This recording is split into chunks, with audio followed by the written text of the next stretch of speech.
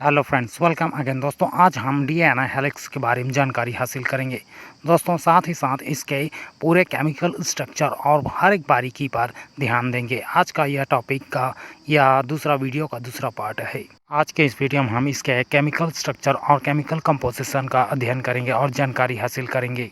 जैसा कि हम जानते हैं कि डीएनए एक प्रकार का जीन का एक स्ट्रक्चर और समूह होता है। तो फ्रेंड्स, डीएनए एक ऐसा ग्रेनुलर स्ट्रक्चर होता है जो वास्तव में यदि इसके केमिकल स्ट्रक्चर या केमिकल कंपोजिशन में अचानक से परिवर्तन होने पर इन न्यूक्लियोटाइड्स के अलावा इसमें विशेष परिवर्तन होते हैं जो एक प्रकार की म्यूटेशन को दर्शाते हैं और जिससे म्यूटेशन के अलावा आनुवंशिक लक्षण को भी ट्रांसमिट करते रहते हैं। और यही डीएनए का जो जीन के रूप में पाया जाता है, यही केमिकल स्ट्रक्चर ह्यूमंस का बिहेवियर और उसके फिजिकल और फिजियोलॉजिकल स्ट्रक्चर को तैयार करता है। तो आइए फ्रेंड्स, इसके केमिकल स्ट्रक्चर और डीएनए हेलिक्स के बारे में पूरी जानकारी हासिल करते हैं और इसके साथ ही साथ केमिकल कंपोजिशन के बारे में जानकारी हासिल करते हैं। इसकी शुरुआत होती है 1953 में वाटसन क्रिक का यह मॉडल, इसके लिए इन दोनों को 1962 में नोबेल पुरस्कार से सम्मानित किया गया।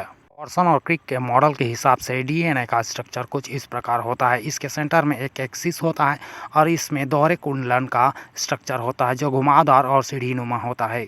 के दोनों पाली डीऑक्सीराइबोन्यूक्लिक एसिड के बने होते हैं और वहीं इनके कुंडलन पहले और दूसरे के बीच की दूरी को देखें तो यहाँ पर इसका पिच लेवल 34 एंगस्ट्रॉम पाया जाता है। और वहीं दोनों कुंडलन के बीच हॉरिजॉन्टल या एरियल स्थिति को देखें तो यहाँ पर इसका स्ट्रक्चर जो होता है वह इस प्रकार होता है। लगभग इन दोनों के बीच की दूरी लगभग 20 एंगस्ट्रॉम होती है। इसी प्रकार सेंटर में जाकर देखें तो यहाँ पर दोनों पालियों के बीच जो डंडे-नुमा आकृति का स्ट्रक्चर होता है या इसके बीच की दूरी, दोनों डंडे के बीच की दूरी लगभग 3.4 एंगस्ट्रॉम होती है। यदि हम इसको बारीकी से जानकारी हासिल करें तो यह डंडे-नुमा आकृति प्यूरिन्स और पायरिमिडिन्स जैसे नाइट्रोजिनस क्षारकों से मिलकर बने होते हैं। इसी नाइट्रोजिनस क्षारकों के कारण हेलिक्स का कुंडलन संभव हो पाता है और ये नाइट्रोजिनस क्षारक आपस में एक दूसरे से हाइड्रोजन बॉन्ड से बंधे रहते हैं।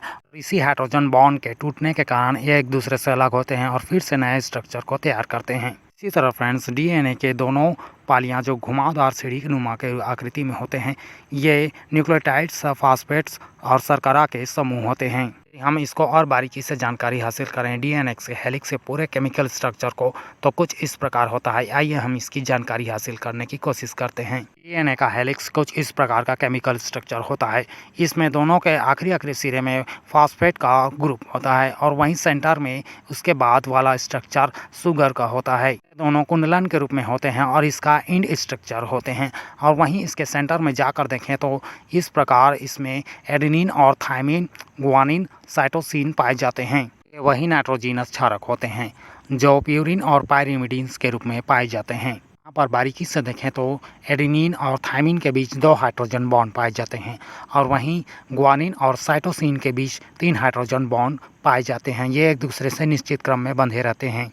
पर ध्यान देने बात यह है कि यहाँ पर ये नाइट्रोजनस क्षारक सीधा एक निश्चित क्रम में और एक दूसरे के संख्या और बराबर स्थिति में विन्यसित रहते हैं। तो इस प्रकार फ्रेंड्स, यह वीडियो कैसा लगा हमें प्लीज़ कमेंट करके अपनी राय ज़रूर दें। वीडियो अच्छा लगा हो तो प्लीज़ कमेंट करना ना भूलें और वहीं दोस्तों, वीडियो अच्छा लगा हो तो वीडियो को लाइक एंड शेयर करना ना भूलें। और अंतिम में दोस्तों, हमारे चैनल को सब्सक्राइब जरूर कर लीजिए। थैंक यू दोस्तों।